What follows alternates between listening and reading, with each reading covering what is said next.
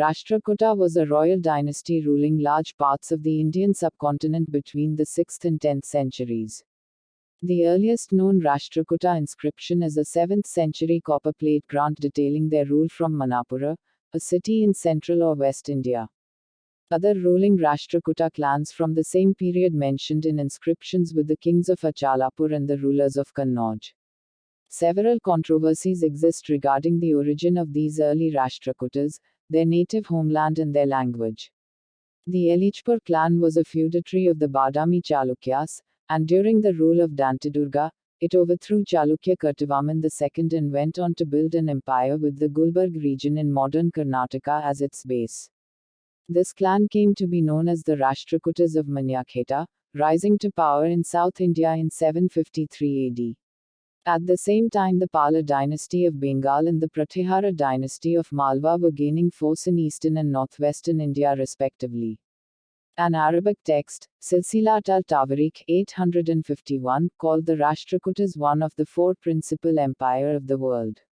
This period, between the 8th and the 10th centuries, saw a tripartite struggle for the resources of the rich Gangatic plains, each of these three empires annexing the seat of power at Kannauj for short periods of time. At their peak, the Rashtrakutas of Manyakheta ruled a vast empire stretching from the Ganges River and Yamuna River Doab in the north to Kanyakumari in the south, a fruitful time of political expansion, architectural achievements and famous literary contributions. The early kings of this dynasty were influenced by Hinduism and the later kings by Jainism. During their rule, Jain mathematicians and scholars contributed important works in Kannada and Sanskrit. Amogharshi I, the most famous king of this dynasty, wrote Kavirajamaga, a landmark literary work in the Kannada language. Architecture reached a milestone in the Dravidian style, the finest example of which is seen in the Kalasanath Temple at Ellora in modern Maharashtra. Other important contributions are the Kashivishwanatha Temple and the Jain Narayana Temple at Pattadakal in modern Karnataka, both of which are UNESCO World Heritage Sites. The origin of the Rashtrakuta dynasty has been a controversial topic of Indian history. These issues pertain to the origin of the earliest ancestors of the Rashtrakutas during the time of Emperor Ashoka in the 2nd century BCE, and the connection between the several Rashtrakuta dynasties that ruled small kingdoms in northern and central India and the Deccan between the 6th and 7th centuries. The relationship of these medieval Rashtrakutas to the most famous later dynasty, the Rashtrakutas of Manyakheta, present-day Malkhed in the Gulbarg district, Karnataka state, who ruled between the 8th and 10th centuries, has also been debated. The sources for Rashtrakuta history include medieval inscriptions, ancient literature in the Pali language, contemporaneous literature in Sanskrit and Kannada, and the notes of the Arab travelers. Theories about the dynastic lineage, Surya Vansa, solar line, and Chandra Vansa, lunar line. The native region and the ancestral home have been proposed, based on information gleaned from inscriptions, royal emblems, the ancient clan names such as Rashtraka, epithets Ritta, Rashtrakuta, Lattalura Puravaradhishwara, the names of princes and princesses of the dynasty, and clues from relics such as coins. Scholars debate over which ethnic linguistic groups can claim the early Rashtrakutas. Possibilities include the northwestern ethnic groups of India, the Kannadiga, Reddy, the Maratha, 1718, or the tribes from the Punjab region.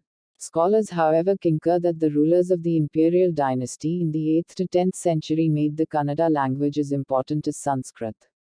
Rashtrakuta inscriptions use both Kannada and Sanskrit. Historians Sheldon Pollock and Jan Houben claim they are mostly in Kannada, and the rulers encouraged literature in both languages. The earliest existing Kannada literary writings are credited to their court poets and royalty. Though these Rashtrakutas were Kannadigas, they were conversant in a northern Deccan language as well. The heart of the Rashtrakuta Empire included nearly all of Karnataka, Maharashtra and parts of Andhra Pradesh, an area which the Rashtrakutas ruled for over 2 centuries. The Samangad copper plate grant, 753, confirms that the feudatory king Dantidurga, who probably ruled from Achalapura in Berar, modern Elichpur in Maharashtra, defeated the great Carnatic army, referring to the army of the Badami Chalukyas, of Kurtavarman II of Badami in 753 and took control of the northern regions of the Chalukya Empire. He then helped his father-in-law, Pallava king Nandivarman, regain Kanchi from the Chalukyas and defeated the Gurjaras of Malwa, and the rulers of Kalinga. Koshala and Dantadurga's successor Krishna I brought major portions of present-day Karnataka and Konkan under his control. During the rule of Daruva Dharavarsha, who took control in 780, the kingdom expanded into an empire that encompassed all of the territory between the Kaveri River and central India. He led successful expeditions to Kannauj, the seat of northern Indian power, where he defeated the Gurjara Pratiharas and the Palas of Bengal, gaining him fame and vast booty but not more territory. He also brought the eastern Chalukyas and Gangas of Talakad under his control. According to Altekar and Sen, the Rashtrakutas became a pan-India power during his rule. Expansion. The ascent of Daruva Dharavarsha's third son, Govinda III, to the throne heralded an era of success like never before. There is uncertainty about the location of the early capital of the Rashtrakutas at this time. During his rule there was a three-way conflict between the Rashtrakutas, the Palas and the Pratiharas for control over the Gangatic plains. Describing his victories over the Pratihara Emperor Nagabhatta II and the Pala Emperor Dharmapal, the Sondhatti Inscription states the horses of Govinda III drank from the icy waters of the Himalayan streams and his war elephants tasted the sacred waters of the Ganges. His military exploits have been compared to those of Alexander the Great and Arjuna of Mahabharata. Having conquered Kannauj, he travelled south, took firm hold over Gujarat, Kaushal, Gangavadi, humbled the Pallavas of Kanchi, installed a ruler of his choice in Vengi and received 2 statues as an act of submission from the king of Ceylon, one statue of the king and another of his minister. The Cholas, the Pandyas and the Kongu Cheras of Karur all paid him tribute. As one historian puts it, the drums of the Deccan were heard from the Himalayan caves to the shores of the Malabar coast. The Rashtrakutas empire now spread over the areas from Cape Comorin to Kannauj and from Banaras to Bharuch. The successor of Govinda III, Amogharshi I, made Manyakheta his capital and ruled a large empire. Manyakheta remained the Rashtrakutas' regal capital until the end of the empire. He came to the throne in 814, but it was not until 821 that he had suppressed revolts from feudatories and ministers. Amogharshi I made peace with the Western Ganga dynasty by giving them his 2 daughters in marriage, and then defeated the invading eastern Chalukyas at Vingavalli and assumed the title Viranarayana. His rule was not as militant as that of Govinda III, as he preferred to maintain friendly relations with his neighbors, the Gangas, the eastern Chalukyas and the Pallavas, with whom he also cultivated marital ties. His era was an enriching one for the arts, literature and religion. Widely seen as the most famous of the Rashtrakuta emperors, Amogharshi I was an accomplished scholar in Kannada and Sanskrit. His Kavirajamaga is considered an important landmark in Kannada poetics, and Prashnottara Ratnamalika in Sanskrit is a writing of high merit and was later translated into the Tibetan language. Because of his religious temperament, his interest in the arts and literature and his peace-loving nature, he has been compared to the Emperor Ashoka and called Ashoka of the South. During the rule of Krishna II, the empire faced a revolt from the eastern Chalukyas and its size decreased to the area including most of the western Deccan and Gujarat. Krishna II ended the independent status of the Gujarat branch and brought it under direct control from Manyakheta. Indra III recovered the dynasty's fortunes in central India by defeating the Paramara and then invaded the Doab region of the Ganges and Jamuna rivers. He also defeated the dynasty's traditional enemies, the Pratiharas and the Palas, while maintaining his influence over Vengi. The effect of his victories in Kannauj lasted several years according to the 930 copper plate inscription of Emperor Govinda IV. After a succession of weak kings during whose reigns the empire lost control of territories in the north and east, Krishna III, the last great ruler, consolidated the empire so that it stretched from the Narmada River to Kaveri River and included the northern Tamil country Tondimandalam, while levying tribute on the king of Ceylon. Decline in 972 AD. During the rule of Kottiga Amogharshi, the Paramara king Sayaka Harsha attacked the empire and plundered Manyakheta, the capital of the Rashtrakutas. This seriously undermined the reputation of the Rashtrakuta Empire and consequently led to its downfall. The final decline was sudden as Tailapattu, a feudatory of the Rashtrakuta ruling from Tardavadi province in modern Bijapur district, declared himself independent by taking advantage of this defeat. Indra IV, the last emperor, committed Sallekhana, fasting unto death practiced by Jain monks, at Shravanabelagola. With the fall of the Rashtrakutas, their feudatories and related clans in the Deccan and northern India declared independence. The western Chalukyas annexed Manyakheta and made it their capital until 1015 and built an impressive empire in the Rashtrakuta heartland during the 11th century. The focus of dominance shifted to the Krishna River, Godavari River Doab called Vengi. The former feudatories of the Rashtrakutas in western Deccan were brought under control of the Chalukyas, and the hitherto suppressed Cholas of Tanjore became their arch-enemies in the south. In conclusion, the rise of Rashtrakutas of Manyakheta had a great impact on India, even on India's north. Suleiman 851. Al-Masudi 944, and Ibn Khurdadbaq 912 wrote that their empire was the largest in contemporary India, and Suleiman further called it one among the four great contemporary empires of the world.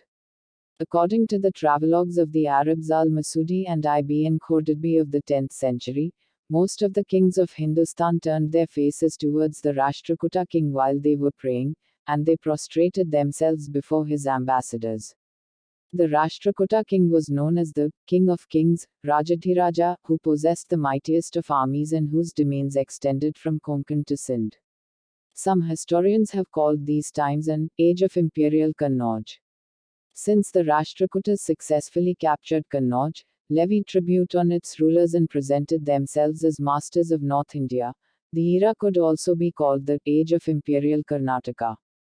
During their political expansion into central and northern India in the 8th to the 10th centuries, the Rashtrakutas or their relatives created several kingdoms that either ruled during the reign of the parent empire or continued to rule for centuries after its fall or came to power much later.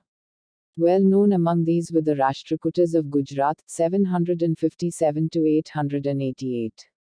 The Rattas of Sondhatti, 875-1230, in modern Karnataka, the Gahadivalas of Kannauj, 1068-1223. The Rashtrakutas of Rajasthan, known as Rajputana, and ruling from Hastikundi or Hathundi, 893 to 996. Dahal, near Jabalpur. Rathors of Mandor, near Jodhpur. The Rathors of Dhanop, Rashtrakuta Dynasty of Mayuragiri in modern Maharashtra, and Rashtrakutas of Kannauj. Rajadhiraja Chola's conquest of the island of Ceylon in the early 11th century CE led to the fall of four kings there. According to historian K. Pillai, one of them, King Madhavaraja of the Jaffna kingdom, was an usurper from the Rashtrakuta dynasty. Administration inscriptions and other literary records indicate the Rashtrakutas selected the crown prince based on heredity. The crown did not always pass on to the eldest son. Abilities were considered more important than age and chronology of birth, as exemplified by the crowning of Govinda III, who was the third son of King Daruva Dharavarsha.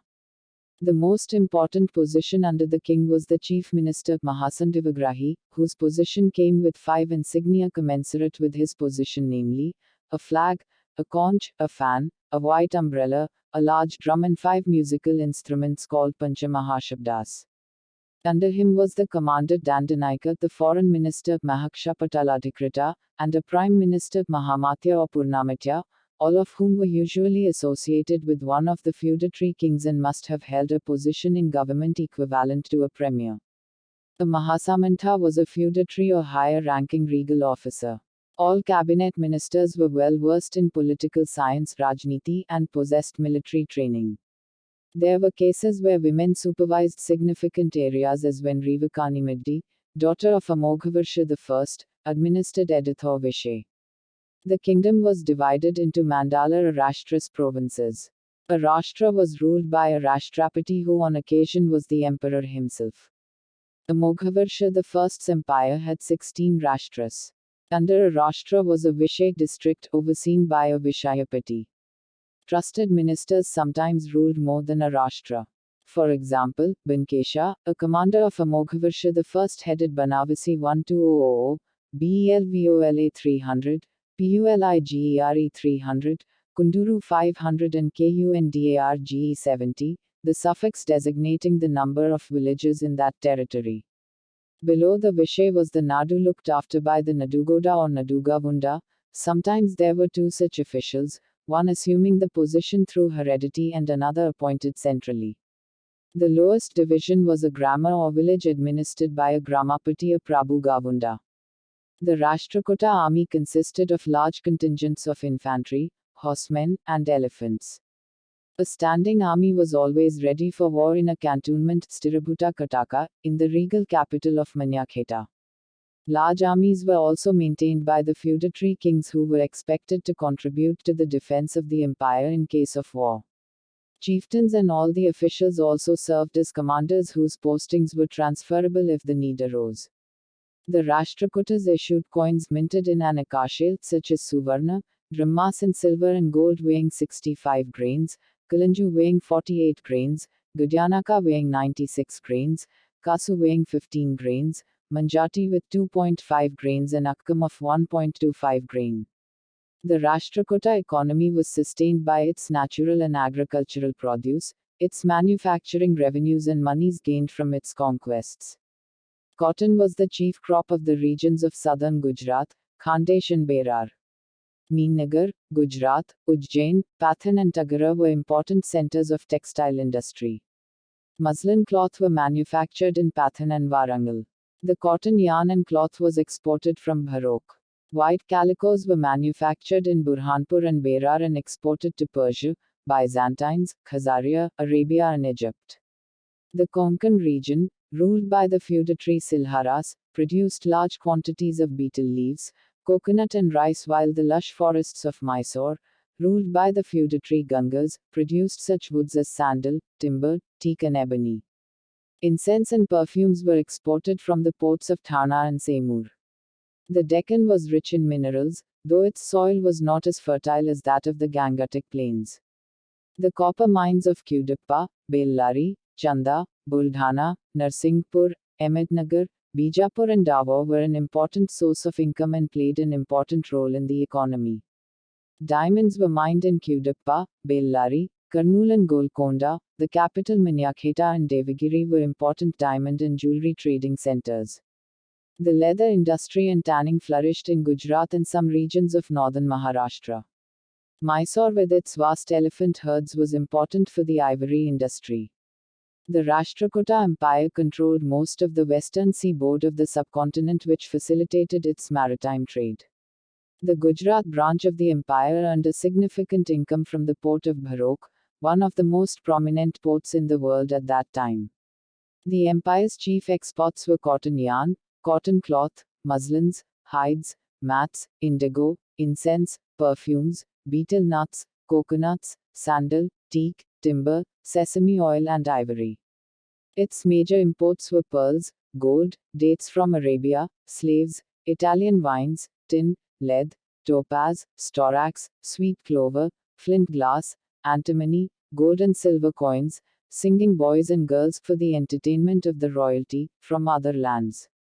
Trading in horses was an important and profitable business, monopolized by the Arabs and some local merchants. The Rashtrakuta government levied a shipping tax of 1 golden Gudyanaka on all foreign vessels embarking to any other ports and a fee of 1 silver stharna, a coin, on vessels traveling locally. Artists and craftsmen operated as corporations, guilds, rather than as individual business. Inscriptions mention guilds of weavers, oilmen, artisans, basket and mat makers and fruit sellers. A Sondhatti inscription refers to an assemblage of all the people of a district headed by the guilds of the region. Some guilds were considered superior to others, just as some corporations were, and received royal charters determining their powers and privileges. Inscriptions suggest these guilds had their own militia to protect goods in transit and, like village assemblies, they operated banks that lent money to traders and businesses. The government's income came from 5 principal sources: regular taxes, occasional taxes, fines, income taxes, miscellaneous taxes and tributes from feudatories. An emergency tax was imposed occasionally and were applicable when the kingdom was under duress, such as when it faced natural calamities, or was preparing for war or overcoming war's ravages. Income tax included taxes on crown land, wasteland, specific types of trees considered valuable to the economy, mines, salt, treasures unearthed by prospectors. Additionally, customary presents were given to the king or royal officers on such festive occasions as marriage or the birth of a son. The king determined the tax levels based on need and circumstances in the kingdom while ensuring that an undue burden was not placed on the peasants. The landowner or tenant paid a variety of taxes, including land taxes, produce taxes and payment of the overhead for maintenance of the Gavunda village head.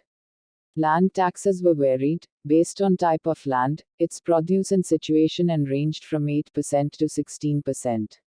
A Banavasi inscription of 941 mentions reassessment of land tax due to the drying up of an old irrigation canal in the region. The land tax may have been as high as 20% to pay for expenses of a military frequently at war. In most of the kingdom, land taxes were paid in goods and services and rarely was cash accepted. A portion of all taxes earned by the government, usually 15%, was returned to the villages for maintenance.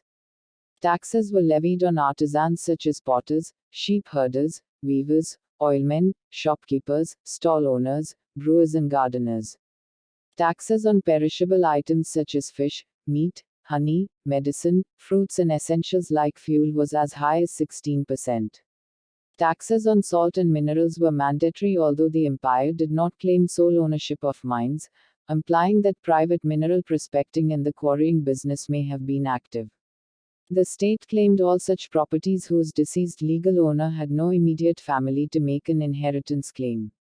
Other miscellaneous taxes included ferry and house taxes. Only Brahmins and their temple institutions were taxed at a lower rate. Religion. The Rashtrakuta kings supported the popular religions of the day in the traditional spirit of religious tolerance. Scholars have offered various arguments regarding which specific religion the Rashtrakutas favored, basing their evidence on inscriptions, coins and contemporary literature. Some claim the Rashtrakutas were inclined towards Jainism, since many of the scholars who flourished in their courts and wrote in Sanskrit, Kannada and a few in Apabhramsha and Prakrit were Jains. The Rashtrakutas built well-known Jain temples at locations such as Lokapura in Bagalkot district and their loyal feudatory. The Western Ganga dynasty built Jain monuments at Shravanabelagola and Kambadahalli. Scholars have suggested that Jainism was a principal religion at the very heart of the empire, modern Karnataka, accounting for more than 30% of the population and dominating the culture of the region. King Amogharshi I was a disciple of the Jain Acharya Jinasena and wrote in his religious writing, Prashnottara Ratnamalika, having bowed to Viradhamana Mahavira, I write Prashnottara Ratnamalika. The mathematician Mahaviracharya wrote in his Ganita Sarasangraha, the subjects under Amogharshi are happy and the land yields plenty of grain. May the kingdom of King Nripatunga Amogharshi, follower of Jainism, ever increase far and wide. Amogharshi may have taken up Jainism in his old age. However, the Rashtrakuta kings also patronized Hinduism's followers of the Shaiva, Vaishnava and Shakta faiths. Almost all of their inscriptions begin with an invocation to God Vishnu or God Shiva. The Sanjan inscriptions tell of King Amogharshi I sacrificing a finger from his left hand at the Lakshmi temple at Kolhapur to avert a calamity in his kingdom.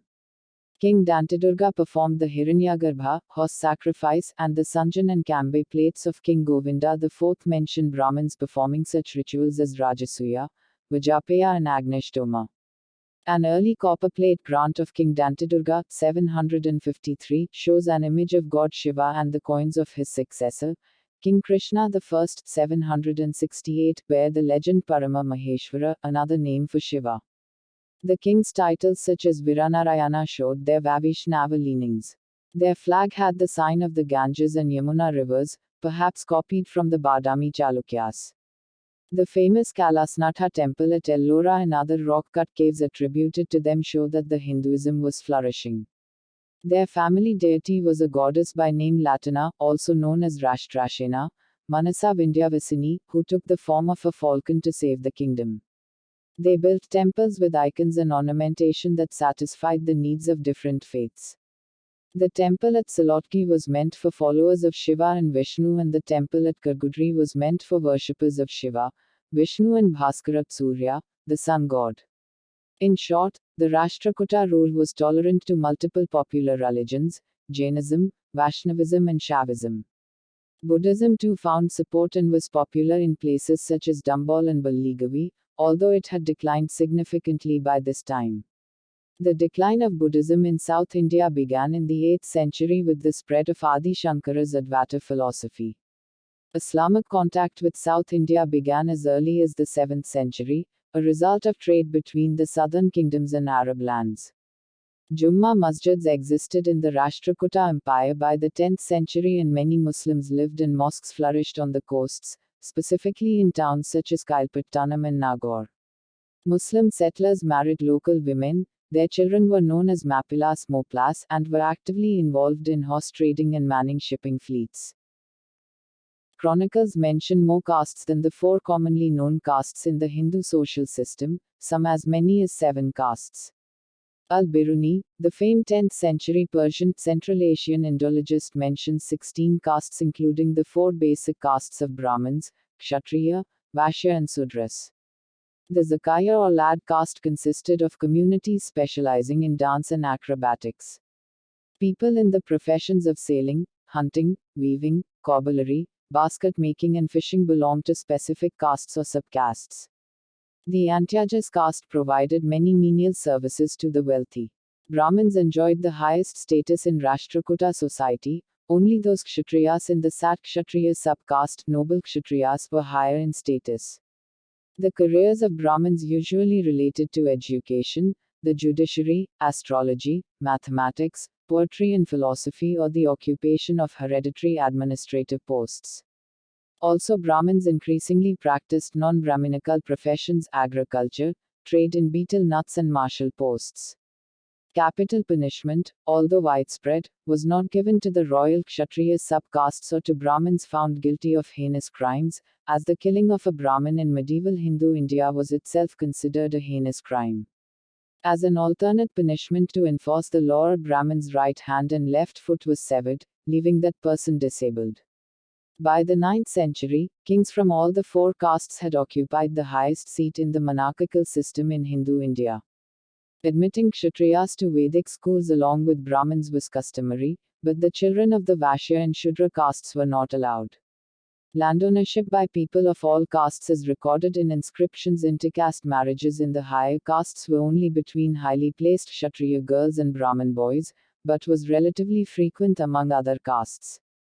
Intercaste functions were rare, and dining together between people of various castes was avoided. Joint families were the norm, but legal separations between brothers and even father and son have been recorded in inscriptions. Women and daughters had rights over property and land, as there are inscriptions recording the sale of land by women. The arranged marriage system followed a strict policy of early marriage for women. Among Brahmins, boys married at or below 16 years of age, and the brides chosen for them were 12 or younger. This age policy was not strictly followed by other castes. Sati, a custom in which a dead man's widow would immolate herself on her husband's funeral pyre, was practiced, but the few examples noted in inscriptions were mostly in the royal families. The system of shaving the heads of widows was infrequent, as epigraphs note that widows were allowed to grow their hair but decorating it was discouraged. The remarriage of a widow was rare among the upper castes and more accepted among the lower castes. In the general population, men wore 2 simple pieces of cloth, a loose garment on top and a garment worn like a dhoti for the lower part of the body. Only kings could wear turbans, a practice that spread to the masses much later. Dancing was a popular entertainment, and inscriptions speak of royal women being charmed by dancers, both male and female, in the king's palace. Devadasis girls were, married to a deity or temple, were often present in temples. Other recreational activities included attending animal fights of the same or different species. The Atakor inscription, hero stone, Virgil, was made for the favorite hound of the feudatory Western Ganga king Butuga II that died fighting a wild boar in a hunt. There are records of game preserves for hunting by royalty.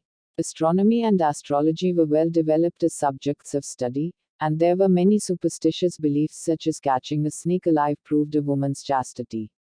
Old persons suffering from incurable diseases preferred to end their lives by drowning in the sacred waters of a pilgrim site or by a ritual burning. Kannada became more prominent as a literary language during the Rashtrakuta rule, with its script and literature showing remarkable growth, dignity and productivity. This period effectively marked the end of the classical Prakrit and Sanskrit era. Court poets and royalty created eminent works in Kannada and Sanskrit that spanned such literary forms as prose, poetry, rhetoric, the Hindu epics and the life history of Jain Tirthankars. Bilingual writers such as Asaga gained fame, and noted scholars such as the Mahaviracharya wrote on pure mathematics in the court of King Amogharshi I. Kavirajamaga 850 by King Amogharshi I is the earliest available book on rhetoric and poetics in Kannada, though it is evident from this book that native styles of Kannada composition had already existed in previous centuries. Kavirajamaga is a guide to poets' Kavishiksha that aims to standardize these various styles. The book refers to early Kannada prose and poetry writers such as Dervinatu, perhaps the 6th century monarch of Western Ganga dynasty. The Jain writer Adikavi Pampa, widely regarded as one of the most influential Kannada writers, became famous for Adipurana 941. Written in Chimpu, mixed prose verse style, it is the life history of the first Jain Tirthankara Rishabhadeva. Pampa's other notable work was Vikramarjuna Vijaya, 941, the author's version of the Hindu epic, Mahabharat, with Arjuna as the hero.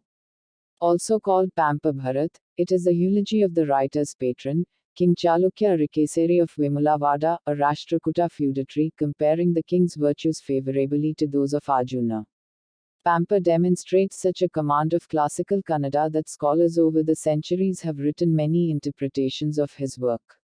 Another notable Jain writer in Kannada was Sri Ponna, patronized by King Krishna III and famed for Shanti Purana, his account of the life of Shantinatha, the 16th Jain Tirthankara.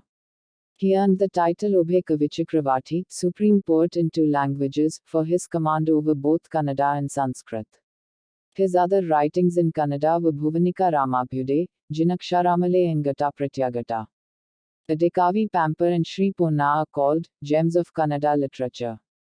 Prose works in Sanskrit was prolific during this era as well. Important mathematical theories and axioms were postulated by Mahaviracharya, a native of Gulbarg, who belonged to the Karnataka mathematical tradition and was patronized by King Amogharshi I. His greatest contribution was Ganatisarasangraha, a writing in 9 chapters. Somadevasuri of 950 wrote in the court of Arikesari II, a feudatory of Rashtrakuta Krishna III in Vemulavada. He was the author of Yasastilaka Chimpu, Nitavakyamrita and other writings. The main aim of the Chimpu writing was to propagate Jain tenets and ethics. The second writing reviews the subject matter of Arthashastra from the standpoint of Jain morals in a clear and pithy manner. Ugraditya, a Jain ascetic from Hanasuge in the modern Mysore district, wrote a medical treatise called Kalyanakaraka. He delivered a discourse in the court of Amogharshi I encouraging abstinence from animal products and alcohol in medicine. Trivikrama was a noted scholar in the court of King Indra III. His classics were Nalachimpu 915, the earliest in Chimpu style in Sanskrit, Damayanti Katha, Madalasa Chimpu and Begara plates. Legend has it that goddess Saraswati helped him in his effort to compete with a rival in the king's court. Jinasena was the spiritual preceptor and guru of Amogharshi I.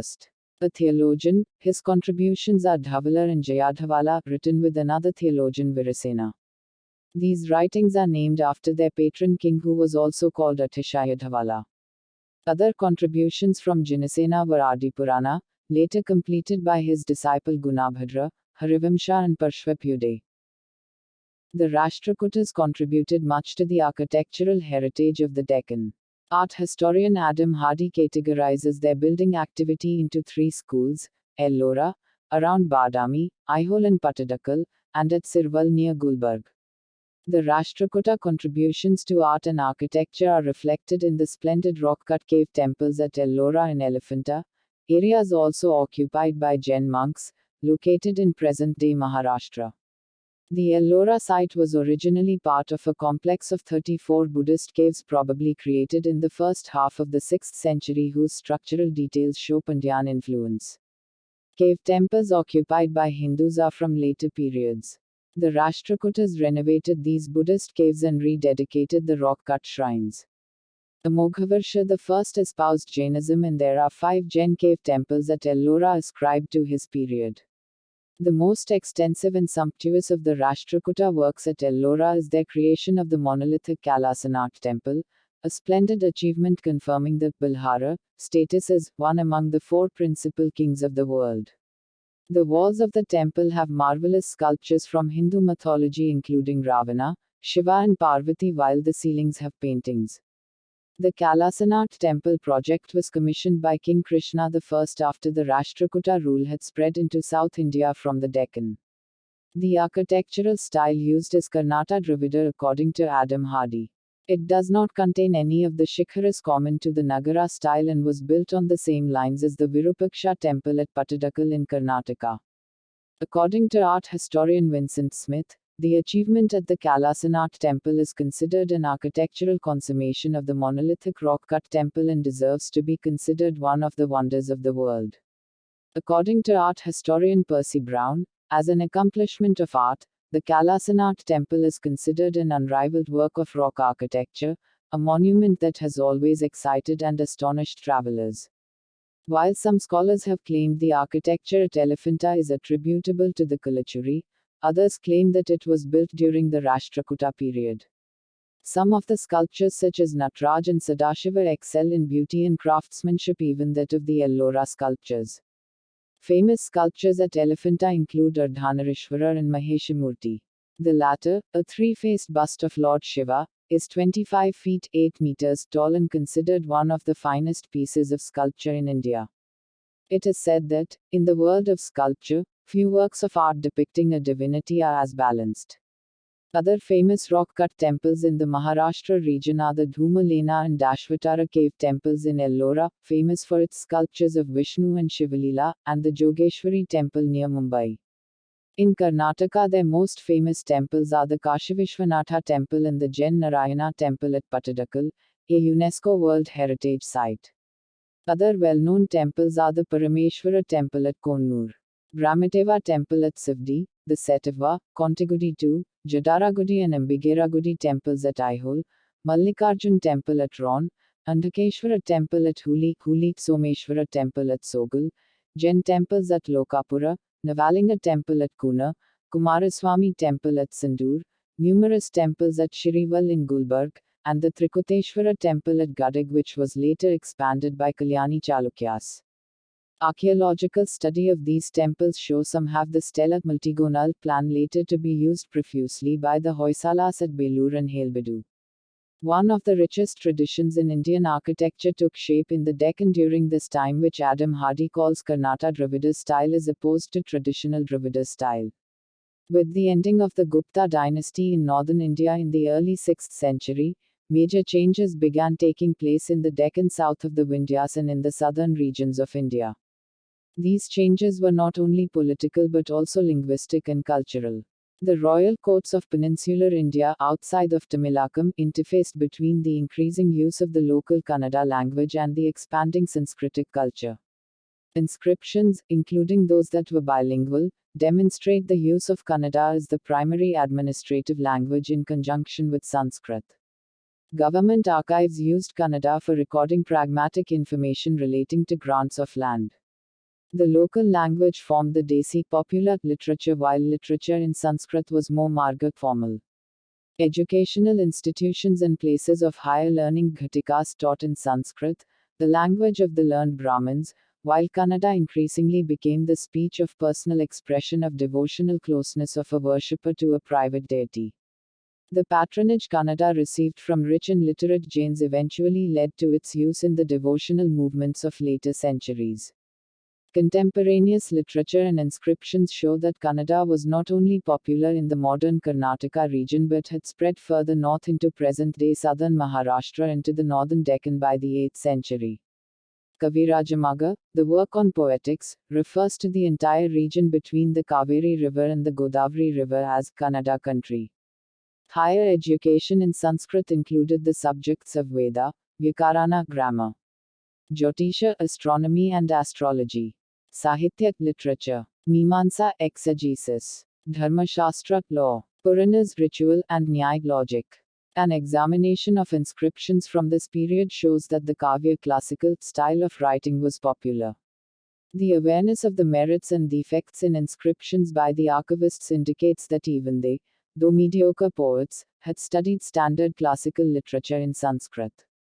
An inscription in Kannada by King Krishna III, written in a poetic Kanda meter, has been found as far away as Jabalpur in modern Madhya Pradesh.